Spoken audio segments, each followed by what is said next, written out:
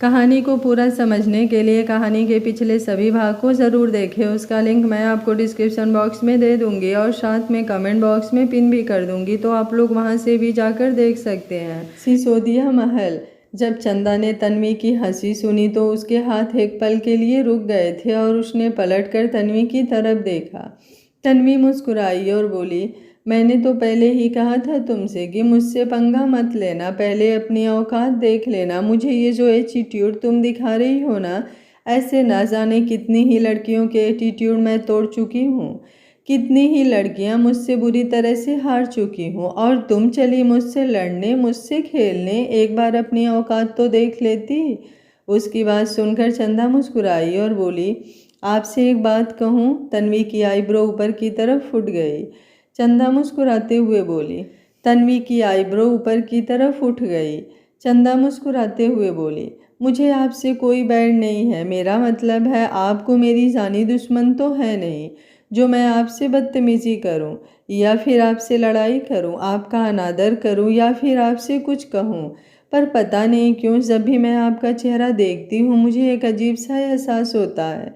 कहते हैं ना कि इंसान के अंदर दो तरह की भावनाएं होती हैं, एक जो प्यार से भरी होती हैं और एक जो नफरत से भरी होती हैं। आप मेरी दुश्मन नहीं है, लेकिन फिर भी मुझे आपसे हमेशा वही भावना मिली। आपको देखती हूँ तो ऐसा लगता है जैसे आप मुझसे हमेशा नफरत करती हैं, इसलिए मैं आपको ज़्यादा अपने मुंह नहीं लगाती। ये बोलते हुए चंदा मुस्कुरा रही थी और तन्वी गुस्से से कांप रही थी। चंदा एक बार फिर से मुस्कुराते हुए बोली, मेरी माँ कहा करती थी कि अगर आपको लगे कि सामने वाला आपकी इज्जत के लायक नहीं है तो आप बस पीछे हट जाओ, ना ही उसे इज्जत दो और ना ही उससे बदतमीजी करो। आप मेरे लिए कुछ वैसी ही हैं, इसलिए मैं आपसे ना बात करना चाहती हूँ ना बहस। लेकिन आप तो मुझे अपनी दुश्मन बनाकर बैठ गई हैं, मुझे हराना चाहती हैं और ना जाने क्या क्या। लेकिन एक बात और कहूँ, मेरी हार तब होगी जब मेरे राजा साहब किसी और का परोसा हुआ खाना खाएंगे। आप बेशक से कुछ भी कीजिए, यकीन तो मेरा मेरे राजा साहब पर है ना। मज़े की बात तो तब होगी जब आप मेरे उस यकीन को हराएंगी। तन्वी गुस्से से बोली, लगता है तुम्हें तुम्हारी हार दिखाई नहीं दे रही। वो दासी कब से राज का खाना लेकर गई हुई है, अब तो राज ने खाना खत्म। अभी वो बोल ही रही थी कि वो दासी जो राजवेंद्र का खाना लेकर गई थी अब वो वापस डाइनिंग टेबल की तरफ आई। उसने वो खाना टेबल पर रखा और चंदा की तरफ देखते हुए बोली, हुकुम ने खाना नहीं खाया है चंदा दीदी, आगे आप देख लेना क्या करना है और क्या नहीं। ये बोलकर वो तुरंत वहां से चली गई और चंदा के चेहरे पर मुस्कुराहट तैर गई। तन्वी गुस्से से कांप रही थी। चंदा मुस्कुराई और बोली, असल जीत तो वो होती है जो दिखाई दे, वरना मन का क्या है, मन तो पागल है। वो तो कहेगा कि तुमने दुनिया जीत ली, तो सच में दुनिया जीती थोड़ी ना जा सकती है तन्वी जी। आपका नहीं पता, लेकिन मेरे पास एक ज़रूरी काम है, मैं वो ख़त्म कर लूँ क्या? उसके बाद अगर आपके कोई और प्रश्न होंगे तो मैं उनका जवाब भी आपको तसल्ली से दूंगी। ये बोलकर उसने वो खाने से भरी हुई थाल को अपने हाथों में उठाया और उसे लेकर राजवेंद्र की तरफ बढ़ गई। तन्वी ने गुस्से से मुट्ठियां कस ली थी। वो दांत पीसते हुए बोली, बहुत घमंड है ना तुम्हें चंदा, तो ये बात तो तय रही कि तुम्हारा घमंड तो मैं ही तोड़ूंगी। बेशक से कुछ भी हो जाए, लेकिन तुम्हें और राज को तो मैं अलग करके रहूंगी। वैसे भी राज पर सिर्फ मेरा हक है, उसकी शादी तो मुझसे ही होगी। लेकिन अब मैं तुम्हें इतना नीचा दिखाऊंगी कि तुम्हें अफसोस होगा कि तुमने तन्वी शेखावत से पंगा लिया ही क्यों। मन की बात कर रही हो ना तुम। अब मैं तुम्हें दिखाऊंगी कि अगर तन्वी शेखावत का मन हो तो वो पूरी दुनिया अपनी मुट्ठी में करना बहुत अच्छी तरह से जानती है। ये बोलते हुए तन्वी के चेहरे पर बेहिसाब गुरूर झलक रहा था। वहीं कोई था जिसके चेहरे पर गुरूर तो नहीं, लेकिन बेहिसाब प्यार जरूर झलक रहा था, और वो कोई और नहीं चंदा थी, जो नीचे जमीन पर झुकी हुई थी और राजवेंद्र की थाल में खाना अच्छे से परोस रही थी। राजवेंद्र सामने सोफे पर बैठा था और गुस्से से चंदा को देख रहा था। वो उसकी तरफ देखते हुए बोला, पहले खाना लेकर तुम क्यों नहीं आई? चंदा मुस्कुराई और बोली, मैं थोड़ा सा व्यस्त थी। राजवेंद्र तुरंत बोला, झूठ मत बोलो, मुझसे ज़्यादा ज़रूरी तुम्हारे लिए क्या ही होगा। चंदा अब थोड़ा और ज़्यादा मुस्कुराई और बोली, क्यों, मुझे कोई और काम नहीं हो सकता क्या? और भी बहुत काम होते हैं मुझे, महल के सारे ज़रूरी काम मैं ही करती हूँ। ऐसे में अब मुझे नहीं वक्त मिला तो मेरी क्या गलती? और आपको किसने कहा था खाना ना खाने के लिए? दासी आई थी आपको खाना देने, आप चुपचाप खा लेते। ये बोलकर वो जैसे ही उठने लगी, राजवेंद्र ने तुरंत उसकी कलाई पकड़कर उसे रोक लिया। चंदा ने हल्का सा अपने होठों को अपने दांतों में दबाया और फिर पलटकर उसकी तरफ देखा। राजवेंद्र तुरंत बोला, वापस बैठो। चंदा झट से बोली, मुझे ज़रूरी काम है। राजवेंद्र अब थोड़ा सख्त होकर बोला, मुझे गुस्सा मत दिलाओ। चंदा तुरंत नीचे ज़मीन पर बैठने लगी। राजवेंद्र ने उसे घूर कर देखा तो चंदा एक बार फिर से बोली, कोई आ जाएगा तो अच्छा नहीं लगेगा। राजवेंद्र ने अगले ही पल टेबल हटाया और खुद नीचे ज़मीन पर बैठ गया। नीचे ज़मीन पर गलीचा तो बिछा ही हुआ था तो उसे बैठने में कोई प्रॉब्लम नहीं थी। उसने थाल नीचे रखनी चाहिए तो चंदा झट से बोली, क्या करते हैं आप राजा साहब? उठिए आप, बैठती हूँ मैं सोफे पर। यह बोलकर वो तुरंत सोफे पर बैठ गई। राजवेंद्र हल्का सा मुस्कुराया और वो भी उठकर सोफे पर बैठा। उसने टेबल को अपने सामने किया और फिर चंदा की तरफ देखते हुए बोला, क्या ज़रूरी काम था? चंदा तुनक कर बोली, क्यों बताऊं? राजवेंद्र ने उसे घूर कर देखा तो चंदा धीमे से बोली, वो थोड़ी उलझ गई थी मैं किसी से, बस बातें इतनी बढ़ गई थी कि मुझे आने में देरी हो गई। इतने में दासी आपके लिए खाना ले आई थी तो मैं पीछे पीछे नहीं आई, लेकिन जब वो वापस खाना लेकर गई तो मुझे मजबूरन आना पड़ा। पर यह बात तो गलत है ना राजा साहब? अब कब तक मैं ही आपको खाना खिलाऊंगी? जल्दी ही शादी होने वाली है आपकी, फिर तो आपको तन्वी जी के साथ। अभी वो बोल ही रही थी कि राजवेंद्र ने खाना शुरू कर दिया। इसका मतलब साफ था कि अब चंदा चुप हो जाए, क्योंकि खाना खाते वक्त बोलना मना था। चंदा के चेहरे पर हल्की सी मुस्कुराहट तैर गई और वो चुपचाप यूं ही बैठी रही। अचानक ही उसके मन में कुछ आया और उसने अपना पल्लू आगे की तरफ किया और राजवेंद्र को हवा देने लगी। राजवेंद्र ने नजरें घुमाकर उसकी तरफ देखा लेकिन कुछ कहा नहीं। उसे वो ठंडी ठंडी सी हवा बहुत सुकून दे रही थी। उसने निवाला बनाकर चंदा के होठों की तरफ बढ़ाया तो चंदा मना करते हुए बोली, आप खा लीजिए ना, मैं बाद में खा लूँगी। राजवेंद्र ने उसे एक बार फिर से घूर कर देखा तो चंदा ने अपने नाजुक से लबों को खोल दिया। अब राजवेंद्र एक निवाला उसे खिलाता और दूसरा निवाला खुद खाता। मीना जो खिड़की से ये सब कुछ देख रही थी और साथ ही साथ उसने तन्वी और चंदा की सारी बातें भी सुनी थी, वो अब हवा में उड़ती हुई सीधा ममता जी के कमरे में गई और जाकर उनके सामने सब कुछ उगल दिया। ममता जी के चेहरे पर सातिर मुस्कुराहट तैर गई। वो तुरंत बोली, मतलब आग धीरे धीरे बढ़ती ही जा रही है, बस इंतजार है कि कब ये अपना तूफानी रूप ले और सब कुछ जलकर राख हो जाए, फिर आएगा मज़ा आग की लपटों में अपने हाथ सेकने का। ये बोलकर वो किसी शैतान की तरह हंसने लगी थी। वहीं राजवेंद्र और चंदा दोनों ने खाना खत्म कर लिया था और चंदा अब बर्तन लेकर वहाँ से उठने लगी तो राजवेंद्र ने उसे रोकते हुए कहा, कुछ देर के लिए मैं बाहर गार्डन में जा रहा हूँ। चंदा पलटकर बोली, अच्छी बात है, टहलना सेहत के लिए अच्छा होता है। राजवेंद्र तुरंत बोला, क्या तुम्हें समझ में नहीं आया मैंने क्या कहा? चंदा को हंसी आ रही थी लेकिन वो अपनी हंसी दबाते हुए बोली, मुझे समझ में आया राजा साहब, आप टहलने के लिए बाहर गार्डन में जा रहे हैं, क्या इसके अलावा कुछ और भी समझना है?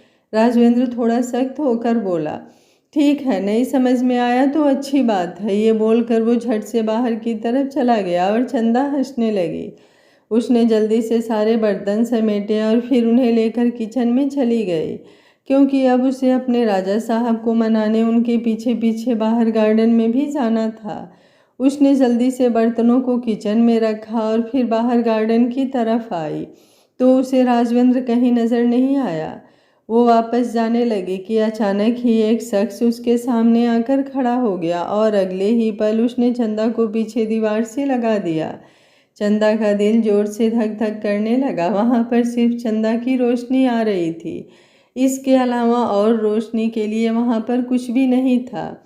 ऐसे में राजवेंद्र का चेहरा उसे साफ दिखाई दे रहा था और काफ़ी नूरानी भी लग रहा था। उसे देखते हुए चंदा की आंखों में प्यार अपने आप उमड़ने लगा था। राजवेंद्र की आंखों में तो चंदा के लिए वैसे ही हद से ज़्यादा इश्क नजर आता था। वो हसरत नजर आती थी जो राजवेंद्र के दिल में कब से दबी हुई थी।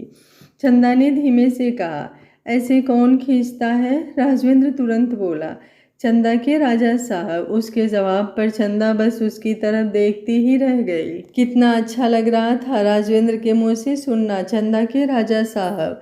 अब उसके चेहरे पर इस वक्त जो मुस्कुराहट थी उसे देखकर राजवेंद्र भी मुस्कुराया और बोला, क्या हुआ? ऐसे क्या देख रही हो मुझे? चंदा हल्का सा मुस्कुराई और बोली, अभी आपने जो कहा उसे सुनकर सुकून मिला था, बस इसलिए मुस्कुरा रही थी। खैर, आप मुझे ये बताइए कि आपका टहलना हुआ या नहीं? राजवेंद्र मुस्कुराया और बोला, वो तो कब का हो गया। चंदा भी झट से बोली, तो फिर अब आप यहाँ क्या कर रहे हैं? जाइए अपने कमरे में जाइए और सो जाइए, रात गहरी होती जा रही है। राजवेंद्र तुरंत बोला, अभी नींद नहीं आई मुझे। चंदा उसका जवाब सुनकर कुछ पल चुप रही और फिर धीमे से बोली, ठीक है, अगर आपको नींद नहीं आई तो आप अपना वक्त यूं ही गार्डन में बिताइए, मैं चलती हूँ। ये बोलकर वो जैसे ही वहाँ से जाने लगी, राजवेंद्र ने अब अपना हाथ हल्का सा नीचे सरकाया जिससे चंदा का रास्ता रुक गया। उसने नज़रें उठाकर राजवेंद्र की तरफ देखा और फिर दूसरी तरफ जाने लगी। अब राजवेंद्र ने अपना दूसरा हाथ भी नीचे की तरफ सरका दिया। चंदा तुरंत बोली, आप मुझे जाने क्यों नहीं दे रहे? राजवेंद्र मुस्कुरा कर बोला, जब तक मैं यहाँ से नहीं जाता तब तक तुम भी यहाँ से कहीं नहीं जाओगी। चंदा सवालिया नज़रों से उसे देखते हुए बोली, लेकिन क्यों? आपको नींद नहीं आ रही तो इसमें मेरा क्या दोष है? राजा साहब, मुझे तो सोना है, सुबह की उठी हूँ मैं, अब मुझे नींद आ रही है। राजवेंद्र ने अब अपना हाथ दीवार से हटाकर चंदा की कमर पर रखा और मुस्कुराकर उसके ऊपर झुकते हुए बोला, जरा दोबारा कहना। ये बात सुनकर चंदा की धड़कनें तेजी से बढ़ रही थी, सांसों का तूफान उसके चेहरे पर उसके सीने से ही साफ पता चल रहा था। वो कुछ बोल भी नहीं पा रही थी। राजवेंद्र अब अपने लबों को बिल्कुल उसके लबों के करीब लाकर बोला, जरा दोबारा कहना, क्या कहा था तुमने? नींद आई है तुम्हें? चंदा समझ ही नहीं पा रही थी कि वो अब उसे क्या जवाब दे। वो कहना चाहती थी हाँ, लेकिन कह नहीं पा रही थी। उसने अपना चेहरा दूसरी तरफ झुकाया तो अचानक ही राजवेंद्र ने उसके गर्दन पर अपनी सांसें छोड़ी। चंदा ने तुरंत अपने हाथों को उसके कंधे पर कस दिया और धीमे से बोली, कोई आ जाएगा राजा साहब। राजवेंद्र मुस्कुराया और बोला, महल के आधे से ज़्यादा लोग सो चुके हैं और जो नहीं सोए वो भी सोने वाले होंगे। इतनी रात को बाहर गार्डन एरिया में कौन ही आएगा? ये बोलकर वो दोबारा उसकी गर्दन पर चूमने लगा तो चंदा धीमे से बोली, लेकिन गलत है ना ये? आज दिन में भी कमरे में आप ये सब कर रहे थे और मैं भी आपके साथ बहक गई थी, लेकिन ये सब बहुत गलत है राजा साहब। अभी वो बोल ही रही थी कि राजवेंद्र ने उसके लबों पर अपनी उंगली रख दी और बोला, चुप रहो, मैंने सुना है एक अच्छी नींद के लिए सुकून जरूरी होता है, मुझे मेरा सुकून बटोरने दो। उसकी बात सुनकर चंदा की धड़कन एक पल के लिए रुक गई। वो और अपने राजा साहब का सुकून, ये बात उसे राजवेंद्र से ज़्यादा सुकून दे रही थी। उसके हाथ राजवेंद्र के कंधों पर अब और भी ज़्यादा कसने लगे और अब राजवेंद्र भी उसकी पीठ को और ज़्यादा कसकर पकड़ने लगा था। चंदा एक बार फिर से बोली, आपकी ये हरकतें मुझे ठीक नहीं लग रही हैं राजा साहब। जब आप लंदन से आए थे तब आपने खुद कहा था कि हम दोनों के बीच सिर्फ एक राजा और दासी वाला रिश्ता है, तो फिर अब मेरे इतना करीब आने का क्या मतलब? सुकून तो हमें उनसे मिलता है जिनसे हम प्रेम करें, और आपका प्रेम मैं नहीं हूँ, कोई और है। उसकी बात सुनकर अब राजवेंद्र ने अपना चेहरा हल्का सा ऊपर उठाया और गुस्से भरी नज़रों से उसे देखते हुए बोला, मतलब तुम चुप नहीं रहोगी? राजवेंद्र के सवाल पर चंद्रा बिना किसी एक्सप्रेशन के बोली, जैसे आपको आपका सुकून चाहिए और आप नहीं चाहते कि उस सुकून को हासिल करने में कोई रुकावट आए, वैसे ही मुझे मेरे प्रश्नों का जवाब चाहिए राजा साहब। आप जवाब दे दीजिए, ये सुकून तो खुद आपके लिए तड़प रहा है। ये बोलते हुए चंदा ने अपने हाथों को हल्का सा नीचे किया और राजवेंद्र की शर्ट को कसकर मुट्ठियों में जकड़ लिया। राजवेंद्र पूरी तरह से उस पर झुका हुआ था और उसके इस सवाल पर वो उसे गहरी नज़रों से देखने लगा था। वहीं उन दोनों को यूं देखते हुए तन्वी के चेहरे पर बेहिसाब गुस्सा नजर आ रहा था। वो अपने डैड मिस्टर शेखावत से फ़ोन पर बात करने के लिए बाहर की तरफ आई थी, क्योंकि उसके रूम में नेटवर्क अच्छे से नहीं आ रहा था। लेकिन उसे क्या पता था कि बाहर आकर उसे यह नज़ारा देखने को मिलेगा। अब तो उसे कोई शक नहीं था इस बात में भी कि राजवेंद्र भी चंदा से प्यार करता है। प्यार तो उसे तब से था जब से वो और राजवेंद्र दोनों लंदन में एक साथ थे। राजवेंद्र ने कभी उसमें खास इंटरेस्ट नहीं दिखाया, ये जानते हुए भी कि आगे चलकर तन्वी को उसकी बीवी बनना है। राजवेंद्र कभी उसके करीब नहीं आया, बीवी तो बहुत दूर की बात है। उन दोनों के बीच दोस्ती भी सिर्फ नाम मात्र की थी। राजवेंद्र कभी तन्वी के करीब भी नहीं जाता था और अब तन्वी को सब समझ में आ रहा था कि क्यों राजवेंद्र कभी उसके करीब नहीं आया, जबकि तन्वी ने तो बहुत बार बिना शादी के भी उसके क्लोज आने की कोशिश की थी। उसने गुस्से में अपनी मुट्ठियां कसी और तुरंत वहां से चली गई। वो होश खोकर ऐसा कुछ नहीं करना चाहती थी जो उस पर ही भारी पड़ जाए। तन्वी ने गुस्से से अपने डैड का कॉल डिस्कनेक्ट कर दिया था और अब उसके डैड का कॉल लगातार उसके फ़ोन पर बज रहा था, लेकिन उसने अपना फ़ोन साइलेंट कर दिया था और एक साइड फेंक दिया था। वो अब किसी से कोई बात नहीं करना चाहती थी, लेकिन उसके दिमाग में फ़िलहाल यही चल रहा था कि उसे चंदा को राजवेंद्र से दूर कैसे करना है। उसके चेहरे पर चंदा के लिए हद से ज़्यादा नफरत छलक रही थी। अब तक उसे चंदा अपने और राजवेंद्र के रिश्ते के बीच इतनी बड़ी रुकावट नहीं लग रही थी, ये जानने के बाद भी कि बचपन में राजवेंद्र चंदा से प्यार करता था। उसे लग रहा था कि बचपन का प्यार अब तक खत्म हो गया होगा, लेकिन आज जब उसने राजवेंद्र को चंदा के इतने करीब देखा तो वो समझ चुकी थी कि अब इसे कुछ ना कुछ ज़रूर करना पड़ेगा। वहीं दूसरी तरफ राजवेंद्र चंदा की तरफ देखते हुए बोला, तुम खुद कहा करती थी चंदा कि कई बार हम किसी से सवाल करते हैं लेकिन जवाब सामने वाले को देने की ज़रूरत ही नहीं होती, क्योंकि जवाब हमें उसकी आंखों में दिखाई दे देता है। तो क्या तुम मेरी आंखों से अपने सवालों के जवाब नहीं ले सकती? उसकी बात सुनकर चंदा उसकी आंखों में देखने लगी। गहरी आंखें इस वक्त बहुत कुछ बोल रही थी, लेकिन क्या वो आंखें जो बोल रही थी वो सच है? क्या सच में राजवेंद्र अभी भी चंदा से प्रेम करता है? लेकिन अगर वो प्रेम करता है तो कहता क्यों नहीं? उसके करीब तो आता है, लेकिन किस हक से? वो हक वो उसे सामने से देता क्यों नहीं? इन सवालों ने चंदा के दिमाग पर अपना कब्जा जमाया हुआ था। राजवेंद्र ने उसके कंधे पर अपना हाथ रखा और उन्हें पीछे दीवार से लगाते हुए बोला, मिला तुम्हें तुम्हारे सवालों का जवाब? चंदा धीमे से बोली, आपकी आंखें बहुत कुछ कहती हैं राजा साहब, लेकिन जो आपकी आंखें कहती हैं वो आपके लब क्यों नहीं कहते? राजवेंद्र अब एक बार फिर से हल्का सा मुस्कुराया और बोला, क्या तुम्हारे और मेरे बीच कुछ कहने की ज़रूरत है क्या? जब तक मैं मेरे दिल की बातें अपने लबों से नहीं कहूँगा तुम उन्हें नहीं समझोगी। उसकी बात सुनकर चंदा बस उसकी तरफ देखे जा रही थी, क्योंकि जो उसे अपने राजा साहब की आंखों में दिखाई दे रहा था उसे सच में उसे सुनने की ज़रूरत ही नहीं थी। वो बस उन भावनाओं को महसूस कर सकती थी। उसकी आंखों में भी अब एक अलग ही नूर नजर आ रहा था। राजवेंद्र ने उसके लबों की तरफ देखा और बोला, अब तो मुझे मेरा सुकून दे दो। चंदा ने उसकी बात सुनी और अपने हाथों को राजवेंद्र से छुड़ाने लगी। राजवेंद्र ने उसके हाथों को आसानी से छोड़ दिया और अब चंदा ने अपने हाथ राजवेंद्र के कंधे पर रखे और अगले ही पल उन्हें धीरे धीरे राजवेंद्र की गर्दन के पीछे की तरफ लेकर गई और फिर हल्का सा अपने पैरों पर उठाकर उसने राजवेंद्र के लबों को चूम लिया। राजवेंद्र ने भी उसे कसकर अपनी बाहों में जकड़ लिया और उसे बेतहासा चूमने लगा। ऊपर आसमान में चाँद चमक रहा था और उसकी चांदनी उन दोनों को भिगो रही थी। थोड़ी देर बाद चंदा धीमे से बोली, अब तो आप अपने कमरे में जाइए ना राजा साहब, बहुत देर हो गई है। मुझे नहीं पता लंदन में आप कितने बजे उठते थे, लेकिन यहाँ आपको 6 बजे उठना पड़ेगा। राजवेंद्र मुस्कुराया और बोला, तुम हो ना मुझे उठाने के लिए? चंदा तुरंत बोली, आप जाकर सोएंगे तभी तो मैं आपको कल सुबह उठाने आऊँगी। राजवेंद्र शरारती मुस्कुराहट के साथ बोला, आने की ज़रूरत ही क्या है, तुम चलो मेरे साथ ही सो जाना। जब उठोगी तो मुझे भी उठा देना। चंदा झट से बोली, हाय कैसी बातें कर रहे हैं आप? ये बोलकर उसने तुरंत राजवेंद्र के होठों पर अपनी उंगलियां रख दी। राजवेंद्र ने उसकी उंगली अपने होठों से हटाई और बोला, मैं झूठ नहीं कह रहा हूँ और ना ही कोई मजाक कर रहा हूँ। तुम सच में मेरे साथ मेरे रूम में चलोगी? चंदा तुरंत बोली, बिल्कुल भी नहीं। अगर किसी ने देख लिया तो बवाल हो जाएगा राजा साहब। आप जानते नहीं हैं, यहाँ लोगों के मुंह हद से ज़्यादा खुलते हैं और मैं नहीं चाहती कोई मेरे या आपके बारे में कोई बातें बनाए।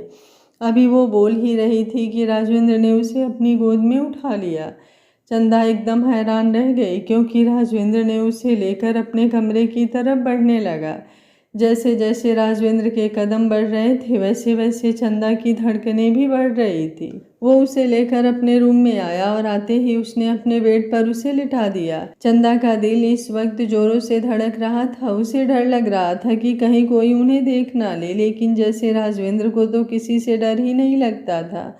उसे बेड पर लेटा कर जब राजवेंद्र दरवाजे की चिटकनी लगाने लगा तो चंदा तुरंत अपनी जगह से उठी और उसके पास आई। वो उसे चिटकिनी लगाने से रोकते हुए बोली, क्या कर रहे हैं आप राजा साहब? प्लीज़ मुझे जाने दीजिए ना। अगर किसी ने देख लिया तो बहुत बड़ी प्रॉब्लम हो जाएगी। आप समझ नहीं रहे हैं मेरी बात। राजवेंद्र ने उसे कंधों से पकड़कर हल्का सा पीछे किया और बोला, बात तो तुम मेरी नहीं समझ रही हो चंदा। ये बोलकर अब उसने उसे छोड़ा और फिर दरवाजे पर चिटकिनी लगा दी। चंदा उसकी तरफ देखती रह गई। राजवेंद्र ने अब पलटकर उसकी तरफ देखा और बोला, क्या तुम्हें मुझ पर यकीन नहीं? चंदा झट से बोली, उसी पल मर जाऊं जिस वक्त आप पर से यकीन हटे। लेकिन ये गलत है ना राजा साहब। आप ये भी नहीं कि कोई देख लेगा। मैं जानती हूँ अगर कोई मुझे कुछ कहेगा तो आप बर्दाश्त नहीं कर पाएंगे, लेकिन किसी को बोलने का मौका देना ही क्यों है? राजवेंद्र ने अगले ही पल उसे अपनी गोद में उठाया और बोला, कोई क्या कहेगा और क्या नहीं, ये सोचकर क्या मैं तुमसे दूर रहूं, ये चाहती हो तुम? क्या इतने सालों की दूरी कम नहीं थी? चंदा उसके सवाल पर कुछ बोल ही नहीं पाई। एक बार फिर से उसे राजवेंद्र के चेहरे पर तड़प दिखने लगी थी, जो साफ बता रही थी कि उसे चंदा चाहिए। वो चंदा को महसूस करना चाहता था। बेशक से वो दोनों उस हद तक आगे नहीं बढ़ेंगे जो उनके रिश्ते पर सवाल उठाए, लेकिन बस वो उसे अपने करीब महसूस करना चाहता था। और उसकी उस तड़प को देखकर अब चंदा कुछ बोल ही नहीं पाई। राजवेंद्र उसे वापस बिस्तर पर लेकर आया और अगले ही पल उसे बिस्तर पर लेटाकर खुद ऊपर की तरफ उठ गया और अगले ही पल उसने अपनी शर्ट के बटन खोलने शुरू कर दिए। चंदा उसकी तरफ देखती ही रह गई। उसका दिल इस वक्त जोरों से धड़क रहा था। वो भी अपने राजा साहब को महसूस तो करना चाहती थी, लेकिन उसके अंदर एक हिचकिचाहट थी। उसने अपनी नज़रें राजवेंद्र से हटा ली और राजवेंद्र ने अब अपनी शर्ट उतारकर साइड में फेंक दी और तुरंत बिस्तर पर आ गया। राजवेंद्र ने जब उसका चेहरा दूसरी तरफ देखा तो वो शरारती मुस्कुराहट चेहरे पर लिया बोला, इतना भी बुरा नहीं दिखता हूँ मैं कि तुम मुझे देखना ही पसंद ना करो। क्या बात है, मेरी बॉडी इतनी बेकार है क्या? ये बोलते हुए वो हल्का सा अपनी बॉडी को फ्लॉन्ट कर रहा था। चंदा उसकी बात सुनकर अपने होठों को अपने दांतों में दबाने लगी। अब वो क्या ही बताए राजवेंद्र को कि उसकी बॉडी उसे कितनी ज़्यादा अट्रैक्टिव लगती है। उसने तो जब 4 साल बाद अचानक से राजवेंद्र को देखा था तो एक पल के लिए तो वो इस बात पर यकीन ही नहीं कर पाई कि सामने खड़ा शख्स राजवेंद्र है। पहले राजवेंद्र की बॉडी थोड़ी नॉर्मल थी, लेकिन जब से वो लंदन से वापस आया था उसकी वो कसी हुई बॉडी उसे एक अलग ही लुक देती थी। बड़े बड़े बाइसेप्स और एकदम उभरा हुआ सीना, वो सब अब उसकी आंखों के सामने घूमने लगा था। राजवेंद्र ने उसकी कमर पर अपना हाथ रखा। चंदा ने एक गहरी सिसकी भरी और बोली, अगर आपको मुझे इस कमरे में सुलाना ही है तो मैं जाकर सोफे पर। अभी वो बोल ही रही थी कि राजवेंद्र ने उसकी कमर को पकड़कर गोल घुमाया और अगले ही पल चंदा सीधे उसके सीने पर आ गिरी। वो अपनी आंखों से टुकुर टुकुर उसे देखने लगी। उसके हाथ राजवेंद्र की चेस्ट पर थे और उसे एक अलग ही गर्माहट सी महसूस हो रही थी। राजवेंद्र मुस्कुराया और बोला, अब बताओ कहाँ जाना चाहती हो तुम? मैं खुद तुम्हें छोड़कर आऊँगा। चंदा तुरंत बोली, कहीं कहीं भी तो नहीं। राजवेंद्र ने उसे अपनी बाहों में भरा और उसकी पीठ पर आए बालों को एक तरफ कर दिया। चंदा के चेहरे पर शर्म की लाली बिखर गई थी और राजवेंद्र भी उसे और ज़्यादा हसरत भरी नज़रों से देखने लगा था। वो उसकी तरफ देखते हुए बोला, कहीं जाने की बात कर रही थी तुम चंदा, बताओ कहाँ जाने की बात कर रही थी तुम। चंदा उसकी बात पर अटक अटक कर बोली, मैं कहीं कहीं। ये बोलते हुए वो अब एकदम से चुप हो गई। जब राजवेंद्र ने अपने लब उसकी गर्दन पर रख दिए। जान निकालना तो कोई राजवेंद्र से सीखे। चंदा इस वक्त इस हद तक सिहर गई कि उसने एक झटके से अपनी बाहें राजवेंद्र की पीठ पर लपेट दी थी और उसे कसकर अपनी बाहों में जकड़ लिया। चंदा ने शर्म से भरी हुई आंखें खोली और धूमे से बोली, ये क्या किया आपने राजा साहब। राजवेंद्र मुस्कुराया और बोला, क्या किया, बस थोड़ा सा प्यार ही तो किया, कुछ गलत किया क्या। चंदा बस अपनी मधोसी भरी नज़रों से राजवेंद्र को देखती रही और अब राजवेंद्र ने उसे कसकर अपनी बाहों में जकड़ते हुए वापस उसे अपने ऊपर लिटा लिया। वो बस चंदा के साथ थोड़ा सुकून भरे पल बिताना चाहता था। राजवेंद्र अपनी हद जानता था, ना वो अपने रिश्ते को अपवित्र करना चाहता था और ना ही चंदा को किसी मुसीबत में डालना चाहता था। बहुत सी उलझन थी राजवेंद्र की ज़िंदगी में, जिसे सुलझाना उसके लिए बहुत ज़्यादा ज़रूरी था। राजवेंद्र चंदा को देखते हुए बोला, मैं जानता हूँ इस वक्त तुम्हारे दिल में क्या सवाल चल रहे हैं चंदा। सच बताऊँ तो मैं खुद तुम्हें बहुत सारा प्यार करने के लिए तड़प रहा हूँ, लेकिन अभी मुझे खुद को रोकना है। जब तक तुम पूरी तरह से मेरी अर्धांगिनी नहीं बन जाती, तब तक मैं अपनी हद पार नहीं करूँगा। उसकी बात सुनते हुए चंदा की आंखों से आंसू बरसने लगे थे और वो झट से राजवेंद्र के ऊपर से हटकर तकिए पर जाकर सिर लगकर लेट गई। अब वो यूं ही अपनी आंखों से आंसू बहाए जा रही थी। राजवेंद्र तुरंत पलटकर उसकी तरफ आया और बेचैन होकर बोला, रो क्यों रही हो। चंदा गुस्से और शिकायती नज़रों से उसे देखते हुए बोली, अब आपको याद आया कि मुझे आपकी अर्धांगिनी बनना है। अब आपको याद आया कि आपको मुझे प्यार करना है। भूल गए आप वो दिन जब आपने मुझे अपनी दासी कहा था, पहले अर्धांगिनी का दर्जा दिया। चलो सिर्फ वो दिया होता तो फिर भी मैं सब्र कर लेती। आप भूल गए कि आपने मुझे उससे भी ज़्यादा ऊपर का दर्जा दिया था। आपने मुझसे कहा था कि आप माँ का प्यार चाहते थे, वो तो आपको नहीं मिला, लेकिन अगर आपको कभी अपनी ज़िंदगी में किसी औरत का प्यार चाहिए तो वो सिर्फ और सिर्फ मैं रहूँगी। लेकिन आपने क्या कहा उस दिन कि तन्वी जी से शादी करने वाले हैं आप, और अब आप कह रहे हैं कि आप मुझे अपनी अर्धांगिनी बनाएंगे। राजवेंद्र उसकी वो मासूम सी शिकायतें सुनकर इस वक्त बहुत बुरा महसूस कर रहा था। उसने चंदा के गाल पर अपना हाथ रखा और बोला, मैं जानता हूँ तुम्हारे दिल में हजारों शिकायतें हैं चंदा, लेकिन मुझे समझने की कोशिश करो। अभी मैं तुम्हें नहीं बता सकता कि मैंने कब क्या क्यों कहा, लेकिन इतना वादा करता हूँ तुमसे कि इस राजवेंद्र सिसोदिया पर पहले भी तुम्हारा हक था और अभी तुम्हारा ही हक रहेगा।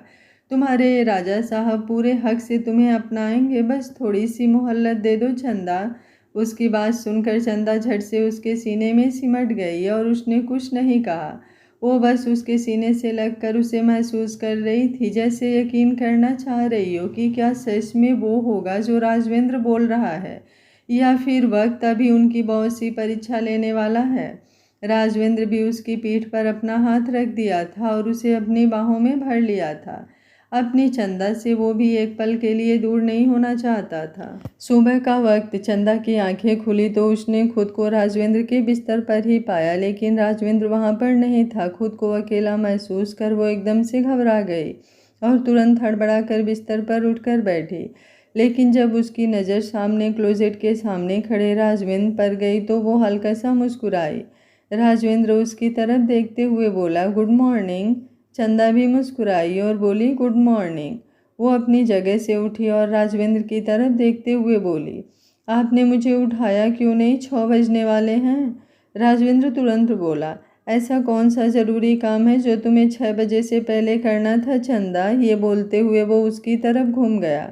चंदा कुछ सोचते हुए बोली, आपके कमरे से बाहर निकलकर अपने कमरे में जाना था। अब तो सूरज निकल चुका होगा, अगर मुझे किसी ने देख लिया तो। राजवेंद्र मुस्कुराया और बोला, मतलब तुम छुप छुप कर अपने कमरे में जाने वाली हो। चंदा भी तुनक कर बोली, मैं तो सबके सामने भी चली जाऊं, लेकिन मसला ये है कि फिर बात बहुत बढ़ जाएगी, बवाल हो जाएगा, जो मैं नहीं चाहती। आपने मोहल्लत मांगी है मुझसे तो बस आपको वो मोहल्लत दी है मैंने। अभी वो बोल ही रही थी कि राजवेंद्र उसके करीब आया। उसने चंदा की कमर पर अपना हाथ रखा, उसे अपने करीब खींचते हुए बोला, और अगर मैं कहूँ कि कल रात जो मैंने तुमसे कहा वो मैंने यूं ही कह दिया, मैं तुम्हें अपनी अर्धांगिनी नहीं बना पाऊंगा तो? उसकी बात सुनकर चंदा को तकलीफ तो हुई, लेकिन वो मुस्कुराई और बोली, मैंने तो अपने आप को आपको सौंप दिया है राजा साहब। अब आप अपनी अर्धांगिनी बनाएं या फिर पूरी जिंदगी अपनी दासी बनाकर रखें, ये आप पर निर्भर करता है। मेरा प्रेम तो नहीं बदलेगा ना। हाँ, तकलीफ होगी, लेकिन वो प्रेम ही क्या जिसमें तकलीफ ही ना हो। आप मेरे नहीं होंगे इस बात का मलाल होगा, लेकिन आप किसी और के हो जाएंगे इस बात पर मैं मर जाऊंगी। ये बोलते हुए ना चाहते हुए भी उसकी आंखों में नमी आ ही गई थी। राजवेंद्र उसकी तरफ देखता ही रह गया। चंदा उससे थोड़ा दूर होकर बोली, अब मैं जाऊं अपने कमरे में? राजवेंद्र ने दोबारा उसे अपने करीब किया और फिर उसके चेहरे को अपने हाथों में थाम कर उसके माथे को चूम लिया। वो उसकी तरफ देखते हुए बोला, मैं क्या कहता हूँ और क्या नहीं, इस बात से ज़्यादा तुम ये समझना मैं महसूस क्या करता हूँ। प्यार शब्दों में नहीं होता है चंदा, प्यार एहसासों में होता है। कई बार शब्दों में भी प्रेम नहीं जताया जा सकता, और कई बार मौन भी आपको प्रेम का एहसास करवा जाता है। ये बोलते हुए वो चंदा की आंखों में देख रहा था और चंदा भी बस उसकी आंखों में देख रही थी। एक पल के लिए वो राजवेंद्र के सीने से लगी और फिर उससे दूर हटकर सीधा दरवाजे की तरफ बढ़ गई। उसने चिटकिनी खोली और वहां से बाहर चली गई। राजवेंद्र ने उसके जाने के बाद एक गहरी सांस ली। वो जानता था कि उन दोनों के प्रेम में इम्तिहान बहुत होंगे। उसके लिए राजगद्दी बहुत ज़रूरी थी, लेकिन चंदा से ज़रूरी नहीं। पर कुछ और था जो उसके लिए मायने रखता था, और वो थे सिर्फ और सिर्फ उसके बाबा। वहीं दूसरी तरफ तन्वी अपने डैड मिस्टर शेखावत से बात कर रही थी। जो उसने मिस्टर शेखावत से कहा, उसे सुनकर मिस्टर शेखावत का चेहरा गुस्से से कांप रहा था। वो फ़ोन पर ही बोले, तुम फिक्र मत करो तन्वी, राजवेंद्र तुम्हारा था और हमेशा तुम्हारा ही रहेगा। कोई भी अरी गहरी दासी तो क्या, किसी महल की राजकुमारी भी उसे तुमसे छीन नहीं सकती। तन्वी मायूसी से बोली, मुझे नहीं पता डैड, लेकिन आप मेरी एक बात अच्छे से समझ लीजिए। अगर मुझे राजवेंद्र नहीं मिला तो मैं खुद को ख़त्म कर लूँगी। अब आप देखिए कि आपको क्या करना है और क्या नहीं। ये बोलकर उसने कॉल डिस्कनेक्ट कर दिया, और अब मिस्टर शेखावत का गुस्सा और भी ज़्यादा बढ़ गया। वो ऐसे कैसे तन्वी के मुंह से ये बातें सुन सकते थे? तन्वी उनकी इकलौती बेटी थी और तन्वी के लिए वो कुछ भी कर सकते थे। उन्होंने तुरंत अब अपने बेटे को अपने कमरे में बुलाया और फिर उससे कुछ कहा। इधर सिसोदिया महल में चंदा अपने कमरे में जाने के बाद नहा कर अच्छे से तैयार होकर सीधा महल के किचन में आई और आकर सबके लिए नाश्ता बनाने लगी। तभी तन्वी वहां पर आई और आकर उसके सामने खड़ी हो गई। तन्वी को वहां पर देखकर चंदा हैरान हुई, क्योंकि रसोई घर में मेहमान तो बिल्कुल ना के बराबर ही आते थे। मेहमानों का तो क्या ही कहा जाए, वहां पर ममता जी भी शायद ही कभी किचन में आई होंगी। तन्वी चंदा की तरफ देखते हुए बोली, मैंने सुना है कि तुम यहाँ पर पिछले 15 सालों से हो, मतलब तुम्हें जयपुर के बारे में सब कुछ पता होगा। तो क्या तुम मेरी एक हेल्प करोगी? चंदा ने नजरें घुमाकर उसकी तरफ देखा और बोली, पहले आप बताइए आपको कैसी हेल्प चाहिए, उसके बाद मैं देखती हूँ कि मैं आपकी कोई मदद कर सकती हूँ या नहीं। तन्वी हंसी और बोली, तुम मेरी मदद बहुत अच्छी तरह से कर सकती हो, अगर तुम करना चाहो तो। कुछ ज़्यादा नहीं, बस मैं जयपुर घूमना चाहती हूँ और मैं चाहती हूँ कि तुम मुझे घुमाने ले चलो। तुम्हें यहाँ पर सब जगहों का पता है, तो मुझे कोई प्रॉब्लम नहीं होगी। चंदा उसकी बात सुनकर सोच में पड़ गई। अगर तन्वी को सच में घूमना होता तो महल में और भी बहुत लोग हैं जो उसे घुमाने ले जा सकते थे, खासकर वो लोग जिन्हें रखा ही स्पेशली इस काम के लिए गया था। लेकिन अगर तन्वी चंदा के पास आई है तो ज़रूर उसके दिमाग में कुछ चल रहा होगा। वो बिना किसी एक्सप्रेशंस के बोली, माफ़ कीजिएगा तन्वी जी, लेकिन आपकी ये मदद मैं नहीं कर सकती। मुझे और बहुत काम होते हैं महल में, 3 वक्त का खाना बनाना और फिर पूरी देख रेख करना, ये सब मेरी ही जिम्मेदारी है। आप एक काम कीजिए, इस बारे में रानी साहिब से बात कीजिए, वो किसी को आपके साथ भेजकर आपकी मदद ज़रूर करेंगी। उसकी बात सुनकर तन्वी एक बार फिर से बोली, मतलब तुम नहीं जा पाओगी ना? चंदा ने अब सवालिया नज़रों से उसे देखा और फिर एक गहरी सांस लेकर बोली, जी नहीं। तन्वी अब मुस्कुराई और बोली, ठीक है, अब तुम अपने इसी फैसले पर खड़ी रहना। ये बोलकर वो तुरंत वहां से चली गई और चंदा को समझ नहीं आया कि आखिर तन्वी के दिमाग में चल क्या रहा है। वहीं दूसरी तरफ तन्वी अब मुस्कुराते हुए राजविंद्र के पास आई। राजविंद्र इस वक्त अपने कमरे में बैठा था और उसके हाथ में एक फाइल थी जो कि सिसोदिया इंडस्ट्री से रिलेटेड थी। अभी तक उसने ऑफिस ज्वाइन नहीं किया था, लेकिन अब बहुत जल्दी वो ऑफिस भी ज्वाइन करने वाला था। अब तक सिसोदिया इंडस्ट्री को सिर्फ मनोहर जी और शिवराज जी संभाल रहे थे, अब उसे राजविंद्र भी संभालने वाला था। तन्वी जैसे ही राजविंद्र के कमरे में आई, राजविंद्र ने नज़रें उठाकर उसकी तरफ देखा। तन्वी तुरंत उसके पास आकर बैठ गई। वो सोफे पर बैठा था और सोफा काफ़ी बड़ा था, लेकिन तन्वी बिल्कुल उसके करीब बैठी थी। वो राजविंद्र की तरफ देखते हुए बोली, जब से मैं यहाँ पर आई हूँ तब से सिर्फ हम कुलदेवी के मंदिर में गए हैं, इसके अलावा तुम मुझे कहीं भी घुमाने नहीं लेकर गए हो। राज, प्लीज़ आज मुझे जयपुर में घुमाने लेकर चलो ना। मैंने सुना है कि जयपुर में बहुत सारी जगह हैं घूमने के लिए। क्या क्या नाम था उस जगह का? हाँ, आमेर किला। मुझे प्लीज़ वहाँ पर लेकर चलो ना। मैंने सुना है वो बहुत ज़्यादा खूबसूरत है। वहाँ पर बहुत खूबसूरत पहाड़ियाँ भी हैं। प्लीज़ मुझे वहाँ पर ले चलो ना राज। राजविंद्र हैरानी से तन्वी को देख रहा था। जहाँ तक उसे पता था तन्वी को इन सब चीज़ों में कोई ज़्यादा दिलचस्पी नहीं थी। वो लंदन में उसके साथ पूरे 4 साल रहा था। लेकिन ज़्यादा ना सोचते हुए वो हल्का सा मुस्कुराया और बोला, ओके ठीक है, मैं तुम्हें घुमाने ले चलूँगा, लेकिन अभी नहीं, शाम को। तन्वी तुरंत उसका हाथ पकड़कर उसे अपनी तरफ खींचते हुए बोली, क्यों शाम को, क्यों, अभी क्या है? राजविंद्र ने अपनी फाइल की तरफ देखते हुए कहा, क्योंकि अभी मैं इम्पोर्टेंट काम कर रहा हूँ तन्वी, मुझे जल्दी से बिजनेस ज्वाइन करना है। ऐसे में बहुत सारी चीज़ों को भी समझना है, देखना है, तो प्लीज़ तुम समझने की कोशिश करो। अभी वो बोल ही रही थी कि दरवाज़ों पर कदमों की आहट हुई। चंदा राजविंद्र के लिए ब्लैक कॉफ़ी लेकर आई थी। वहाँ पर उसे देखकर तन्वी के चेहरे पर तिरछी मुस्कुराहट आ गई। उसका हाथ अभी भी राजविंद्र की बाह से लिपटा हुआ था। वो मुंह बनाते हुए बोली, तुम्हें ऐसा नहीं लगता राज जैसे तुम बहुत बदल गए हो? मुझे तो ऐसा लगता है कि अब तुम्हें मुझ में इंटरेस्ट है ही नहीं। तुम्हें तो शायद यहाँ की लड़कियों में इंटरेस्ट है, खासकर कुछ दासियों में।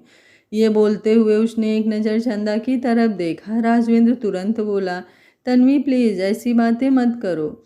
इसके आगे वो कुछ बोलता उससे पहले ही चंदा बोल पड़ी, प्रेम कहाँ ये देखकर किया जाता है कि सामने वाला कोई राजा है या फिर दासी। प्रेम तो बस हो जाता है। जो समझे वो प्रेमी और जो ना समझे वो दुश्मन। और वैसे भी प्रेम बहुत अनमोल होता है, हर कोई उसे नहीं समझ सकता। उसकी बात सुनते हुए तन्वी गुस्से से उसे देख रही थी। चंदा एक गहरी सांस लेकर मुस्कुराई और फिर राजविंद्र की तरफ देखते हुए बोली, खैर आप अपनी कॉफ़ी पी लीजिएगा राजा साहब, कुछ ही देर में नाश्ता भी बन जाएगा। ये बोलकर वो तुरंत वहाँ से जाने लगी। तभी तन्वी उसे रोकते हुए बोली, एक मिनट। उसके रोकने पर चंदा ने पलटकर उसकी तरफ देखा। राजविंद्र उन दोनों को यूं देखकर थोड़ा परेशान हो रहा था, क्योंकि वो नहीं चाहता था कि चंदा तन्वी से उलझे। राजविंद्र नहीं चाहता था कि तन्वी और चंदा के बीच कुछ इस तरह की बातें हो जिससे तन्वी चंदा से नफरत करे। लेकिन चंदा ने अभी अभी प्रेम पर जो बातें कही, उसके बाद तन्वी के एक्सप्रेशन ही बता रहे थे कि उसे चंदा पर कितना गुस्सा आ रहा था। उसके रोकने पर चंदा रुकी और पलटकर उसकी तरफ देखने लगी। तन्वी भी अपनी जगह से उठकर मुस्कुराते हुए उसके पास आई। इस वक्त उसके चलने में भी एक अदा थी। वो चंदा की तरफ देखते हुए बोली, तुम्हें पता है, सिर्फ सिसोदिया महल ही नहीं, बेशक से जयपुर के किसी भी महल का इतिहास उठाकर देख लो, कभी भी एक दासी एक राजा की बीवी नहीं बनी। बेशक से उन दोनों के बीच कितना भी प्यार क्यों ना हो, बीबियाँ सिर्फ राजघराने की लड़कियां ही बनती हैं, और दासियां क्या बनती हैं ये तो मुझे तुम्हें बताने की ज़रूरत ही नहीं है, इतना तो तुम भी जानती होगी। ये बोलते हुए उसके चेहरे पर व्यंग साफ नजर आ रहा था और उसकी बातों का मतलब समझकर राजविंद्र गुस्से से बोला, तन्वी स्टॉप इट। तन्वी ने पलटकर उसकी तरफ देखा और बोली, ऐसा भी क्या कह दिया मैंने जो तुम इतना नाराज हो रहे हो? राजविंद्र, सच्चाई ही तो बताई है ना मैंने उसे, और ये चंदा के लिए ही बेहतर है। अगर उसके दिल में कोई गलतफहमी होगी तो भी वो निकल जाएगी कि एक राजा और एक दासी कभी भी पति पत्नी तो बिल्कुल नहीं बन सकते। लेकिन हाँ, अगर एक दासी चाहे तो राजा को खुश रख सकती है और बदले में कीमत भी ले सकती है। ये बोलते हुए अब उसने एक बार फिर से चंदा को देखना शुरू कर दिया था। राजवेंद्र को तन्वी पर बहुत गुस्सा आ रहा था। वो अपनी जगह से उठकर तन्वी और चंदा के पास आया, लेकिन वो कुछ कहता उससे पहले ही चंदा मुस्कुराते हुए बोली, पहली बात तो प्रेम की कीमत नहीं ली जाती तन्वी जी, और दूसरी बात, अगर बीबी के होते हुए भी एक राजा को एक दासी की ज़रूरत ही पड़े या फिर उसके प्रेम की ज़रूरत पड़े तो क्या ही फ़ायदा ऐसी बीबी का। फिर तो बेशक से आप आसमान की कोई परी उतार कर किसी राजा की बीबी बना दीजिए, अगर उसे प्यार नहीं मिला तो क्या ही मिला।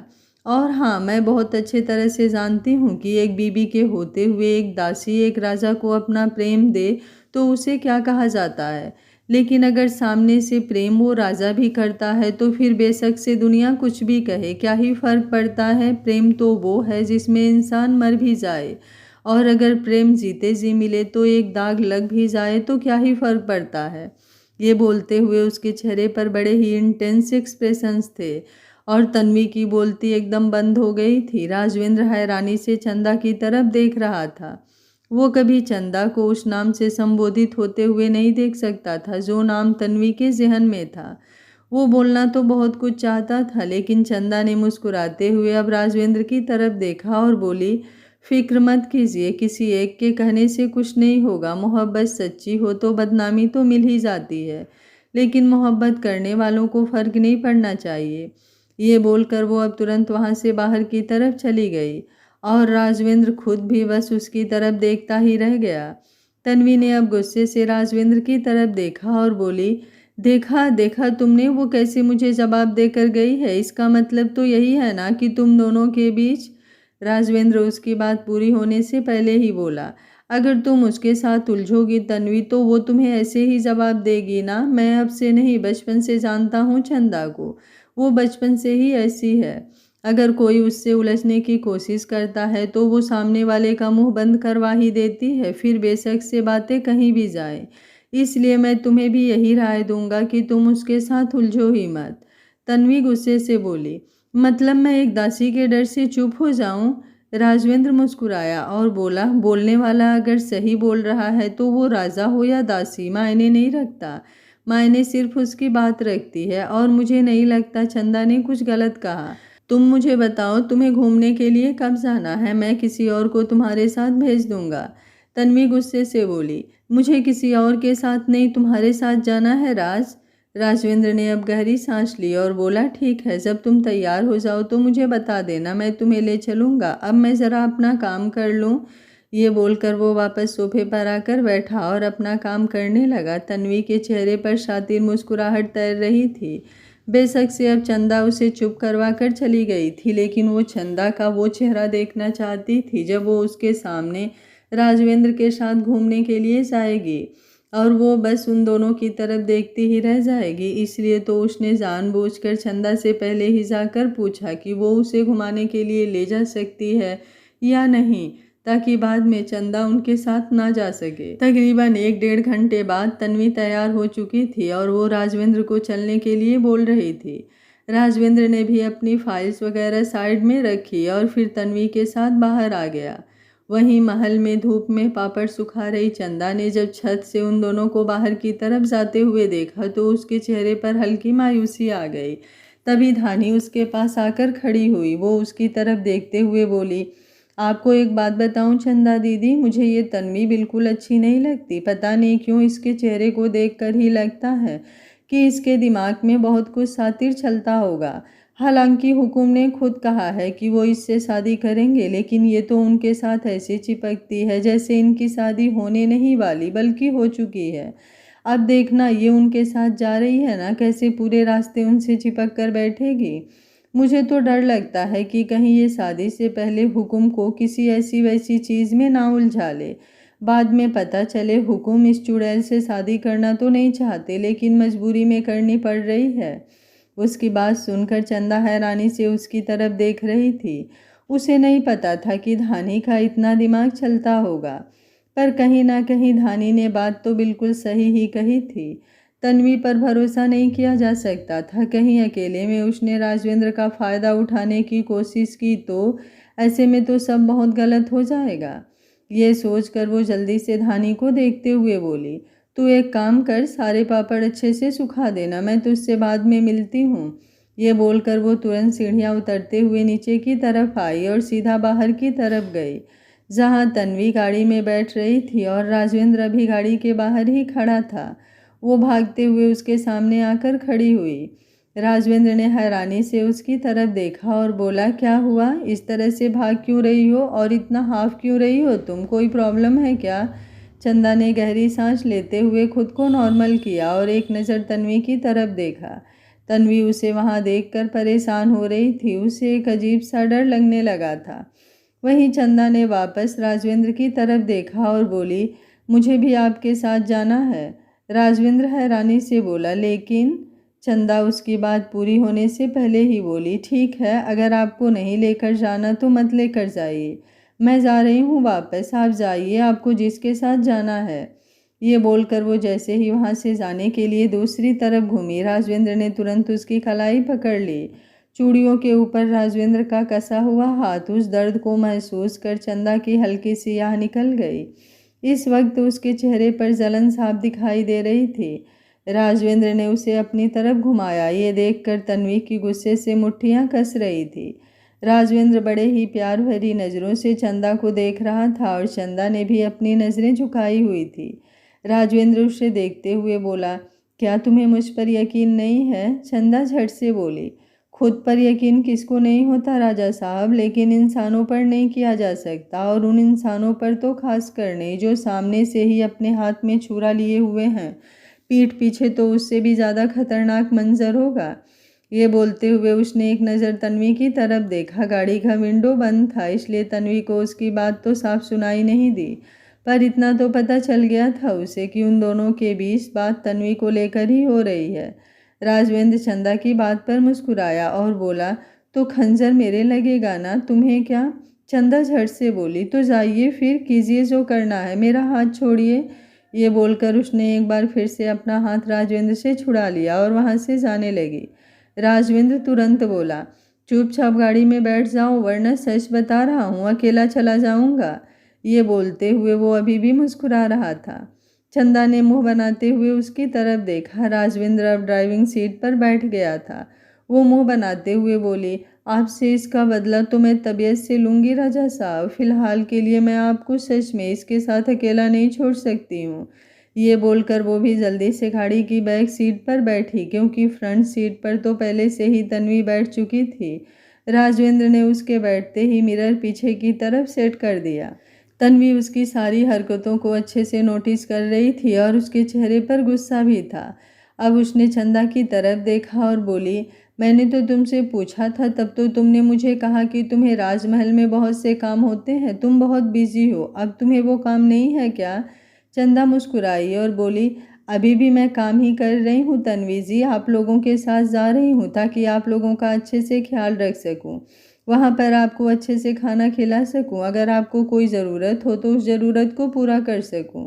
तन्वी अब कुछ बोल ही नहीं पाई और राजवेंद्र के चेहरे पर मुस्कुराहट तैर गई। अपनी चंदा का नेचर तो वो पहले भी बहुत अच्छी तरह से जानता था कि वो चुपचाप किसी की बात सुनकर आंसू बहाने वाली नहीं है। बस अगर उसे फ़र्क पड़ता है तो सिर्फ और सिर्फ उसके राजा साहब से। दूसरों की बोलती कैसे बंद करनी है ये तो उसे बहुत अच्छी तरह से आता है, लेकिन अब उसे सामने से ये सब करते हुए देख उसे और भी मज़ा आ रहा था। राजवेंद्र ने अपनी गाड़ी आमेर किला की तरफ बढ़ा ही दी थी, जो महल से ज़्यादा दूरी पर नहीं था। तकरीबन एक ही घंटे में वो वहाँ पर पहुँचने वाले थे। तन्वी चुप तो बैठी थी, लेकिन उसके अंदर इस वक्त एक आग जल रही थी। चंदा का बार बार उसे जवाब देना उसके गुस्से को और भी ज़्यादा बढ़ा रहा था। पहले कल रात उन दोनों को एक दूसरे के साथ देखना और अब चंदा की बातें उस आग में घी डालने का काम कर रही थी। और अब ये आग अपना रौद्र रूप धारण करने वाली थी और इसमें कौन कौन जलने वाला था अभी कुछ कहा नहीं जा सकता था। आगे क्या होगा इस कहानी में जानने के लिए कहानी के साथ बने रहिए और इससे ही मुझे सपोर्ट करते रहिए और चैनल पर अपना प्यार बनाए रखिए।